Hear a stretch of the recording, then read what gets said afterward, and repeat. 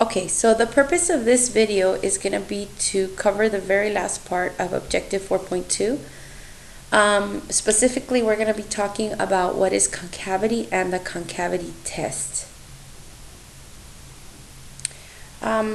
So for starters, what is concavity? I have here a very nice, well-behaved polynomial function. This is x cubed minus 3x. You can tell that it has some nice curves and that, has some increasing intervals, decreasing, and increasing. But up till now, we've sort of been looking at the increasing, decreasing part of it. What we're going to do now is we're going to take a look at the curvature of it. So what is concavity? Concavity is really sort of just the curvature of the graph. So if you notice, we start with this function and it's sort of curved down, see? And then about 0, it switches to being curved up. There's several ways to think of this. First is just the curvature, curved down and then curved up. So it's kind of like a parabola facing down would mean concave down, and a parabola facing up would be concave up. That's one way to think about it. The other way to think about it is if you were to pour water in this, imagine water. If it's concave down, it would just kind of run off of it. And if it was concave up, the water would be trapped inside, kind of like a cup. So concave down, water would run off. Concave up, it would store the water. And a more official way of thinking about it is that if you were to draw a tangent line, at any point, let's say we drew, and I'm not sure my line is going to work, here, there we go. If I drew that tangent line right there, what you'll notice when it's concave down, the tangent line will be on top of the graph, almost pushing it down. So even on this part right here, if I draw a tangent line, it's still concave down. Now, that doesn't have anything to do with increasing or decreasing. You see, the function is itself increasing in this interval, and it is concave down. Now, right here at about now, looks like -1, it switches to decreasing, but it's still concave down in the entire interval. Okay, so it's not about increasing, decreasing, it's about curvature. With concave up, what you'll notice is that when you draw a tangent line, it's going to be under, as if pushing it up. So the tangent line will be under it. Even at the at any point, it's going to be under the curve, kind of pushing it up. Okay, so that's just kind of looking at the picture and determining whether something's concave up or concave down. I'm going to take you to a graph, just show you some more examples about that. I have here e to the x. E to the x is a graph that is always increasing, okay, and I have it pictured here. If you notice, this is not as pronounced, the curvature is not as pronounced as the previous polynomial function I showed you, but this is still concave up. If you were to draw a tangent line, it would lie under it the entire time. This is an example of a graph that never changes curvature. It is concave up the entire time. Instead of e to the x, if we look at natural log of x, you notice this graph, and they're both increasing, but this one is concave down. The other one I wanted to show you is the x cubed. And the reason I chose x cubed is because oftentimes the curvature is very subtle. It's not as pronounced as the one before, so it's definitely a good one to take a look at. Before 0, you see, if I were to draw a tangent line, it would land on top. And you can see how the curvature is curved down. And then right at 0, it switches to curved up. Okay? So that curvature does switch, but it's very subtle. And I just wanted you to notice that because they're not always as obvious. Curvature, wherever the place where the curvature switches from down to up or up to down is called an inflection point, and we're going to actually put in our notes a little bit later. One more graph that you can see here is this one. This one has a discontinuity. I wanted to show you that sometimes curvature changes where there's a discontinuity. So for example, here at x equals 1, there's an asymptote, a vertical asymptote, and concavity switches on from being down to being up. But that doesn't make one an inflection point. It makes it a discontinuity. In order to be an inflection point, it has to be a point. So curvature can change either at an inflection point, like with x cubed, or it could change at a discontinuity. But we wouldn't consider a discontinuity an inflection point because there's no point there. Okay? All right, back to our notes. So I'm going to just erase some of these lines. Okay, so in looking at this graph, we can tell that the function is concave down up until 0. At x equals 0, that would be your inflection point. It switches from concave down to concave up.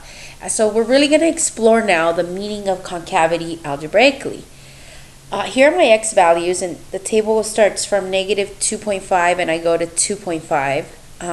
And what I have here are the corresponding values for the first derivative and the second derivative. They're not the y values of the function. They're actually the value of the derivative at each point between negative 2.5 and positive 2.5. If you want to pause the video for a moment and kind of take a look, we know something important is happening at 0. This is our inflection point. We already know that. So maybe you want to pause the video and just kind of look for any patterns that you see. Hopefully you did that, and if you did, you're going to notice something very interesting. Let's start with concavity. We know that this is concave down the entire time until we reach 0. So I'm just going to kind of draw concave down until I get to 0, and then I'll put a line there. And then afterwards, and this we know this just by looking at the graph, is concave up. So it's concave up. So we just kind of know that by the graph. But if you look over to the second derivative, the first thing that's very obvious to me is that when you have concave down, what you'll notice is that the value of the second derivative is negative. And when the function is concave up, the value of the second derivative is positive. And that's really important connection to make. And that's going to be true. Anytime a function is concave down, it's going to have a second derivative that is negative, and when it is concave up, it's going to have a second derivative that is positive. Notice that at the inflection point, it is neither positive nor negative. But another connection that you need to make is that when the function is concave down, you don't necessarily have a first derivative that is negative, but you do have a first derivative that is decreasing in value. So we started at 15.75, and again, this means the slope of the tangent line. So at negative 2, if we were to measure the slope of this tangent line here, it would be 15.75, pretty steep. But then if we move to that's negative 2.5. At negative 2, right here, that would be negative 9. Moving over to 1.5, it would now be 3.75. So it's a lot less steep, and it kind of makes sense because as you move along this curve, you can tell that those slopes are becoming less and less because they're actually approaching the 0 slope right here. Okay? So you can tell that the first derivative is decreasing. You can see also that it could be positive or it could be negative. You see, after it hits the 0, the derivative becomes negative. It's still concave down all the way to here. Technically, it is decreasing. You see, if we had a negative and it goes at 0.5, it's negative 2.25, it would actually be a further away negative slope, like maybe negative 5 here. So the entire time it is concave down, the slope of the tangent line, I understand, is not necessarily about the steepness, but it's about the value. The slope of the tangent line continues to decrease over the entire interval until you get to 0. What you notice after 0 is that that value of that slope begins to increase now. And it has nothing to do with the original function itself increasing, decreasing. It has everything to do with the slope. So just think about that for a minute. That's really, really important. The slope of the tangent line is decreasing over the entire interval that a function is concave down. The slope of the tangent line is increasing over the entire interval that a function is concave up. And that is the definition of concavity. So you're going to have to think about this in essentially 3 different ways. First of all, graphically. Can you just see the curvature? Curving down, curving up. Can you tell me that? Any place where that curvature changes is called an inflection point. So that's way number one. Number two, when you look at a second derivative of a function, if the second derivative is positive, you can automatically assume that the second derivative is, that the original is concave up. If it is negative, then it's concave down.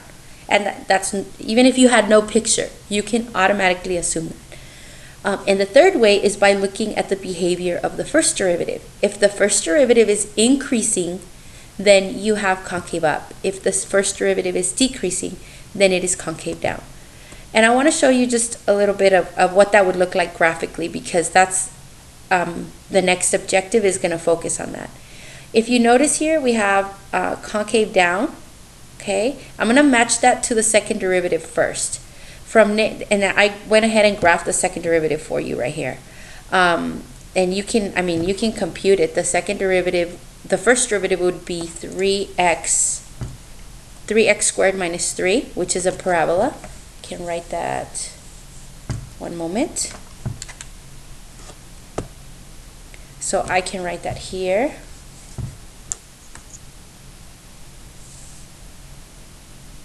So that is just 3x squared minus 3. And then, of course, the second derivative would just be 6x. And I went ahead and graphed those and took snapshots and put them on here. But we agreed that when it is concave down, the second derivative will be negative, and it is. It stays below the x-axis until it hits 0. Right at the inflection point, the second derivative becomes positive. And so you can see that the y values of the second derivative are always positive after that 0. Now, for the first derivative, when the function is concave down, you're going to see that the first derivative is decreasing, because that's what concave down means. Now, it doesn't matter that the first derivative is positive or negative. It's the behavior of it. It's the slope. It's decreasing, and right at 0, it starts to increase. So that is the connection between those three graphs. All right. So what is the definition of concavity? Here it is. Here's the official definition. The graph of a differentiable function y equals f of x is concave up on an open interval. This is different from increasing, decreasing, because that was on a closed interval. So this is on an open interval if the derivative is increasing. If the derivative of the function is increasing. And what does that imply? If the first derivative is increasing, then the second derivative is going to be positive. Concave down means that the first derivative is decreasing, and therefore the second derivative is negative. Okay? So this is the part that's going to become really important. I would write it in my notes, highlight it, make sure you understand the connection between the curvature of the graph. What does that mean for the first derivative, and what does that mean for the second derivative? Usually students do very well memorizing or remembering the connection between the curvature and the second derivative. They understand, hey, concave up, second derivative positive. Concave down, second derivative negative. The part they always forget is what does that imply then for the first derivative. And again, very important. So I would highlight that and make sure that that's an important note in your notes. So now that we know what concavity means, if we didn't have a picture, how do we work this? How do we figure this out? Well, the concavity test basically does that for us. It tells us that where a function is concave up, where a function is concave down, and we can also tell where a function will have an inflection point. So we have this function x cubed minus 3x. That's the one we graphed originally.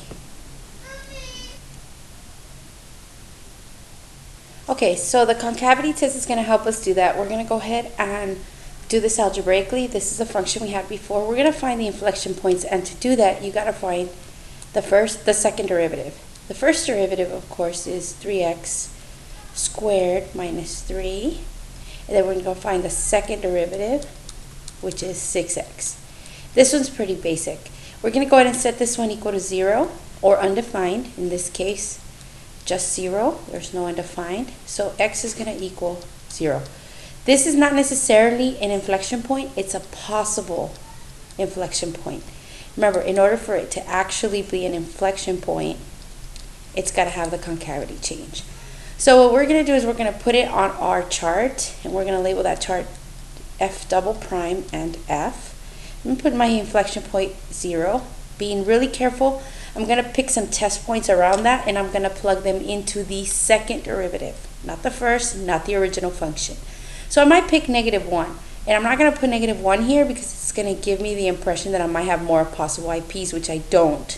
So I'm just going to go ahead and say, all right, the second derivative of -1, pretty easy, is going to be 6 times -1, which of course is negative. So what does that mean for us? It means that if the second derivative is negative, what that means for the original function is that it's concave down. And I just kind of draw a little concave down picture here. Then we'll pick +1, and of course you know what's going to happen. That's going to give you 6 times +1, which is positive. Again, the answer doesn't matter, it's just the sign. If that's positive, then we're concave up.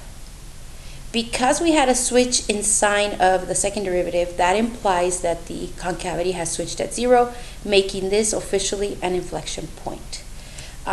So we would say that the function is concave up for for 0 to infinity, not including the 0, and concave down for -infinity to 0. Notice that I used parentheses, not brackets.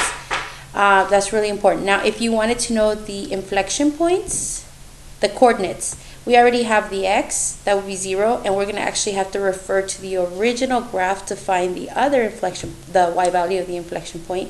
In this case, of course, if you plug in 0, it works out to 0. It will not always, but in this case it did. So that's it. That's the concavity test. In another video, I will post another example, but I'll just kind of give you a quick review. First, find the possible inflection points by setting the second derivative equal to 0 or undefined. Make a chart where you plot your possible inflection points. Use test points in the second derivative, and make sure you keep track of positives, negatives, and what they imply for the original, and that'll give you your intervals. Of course, they're open intervals, so no brackets. The coordinates of the inflection point come from the original function, and that's what you have to keep in mind. And there it is. That's the concavity test.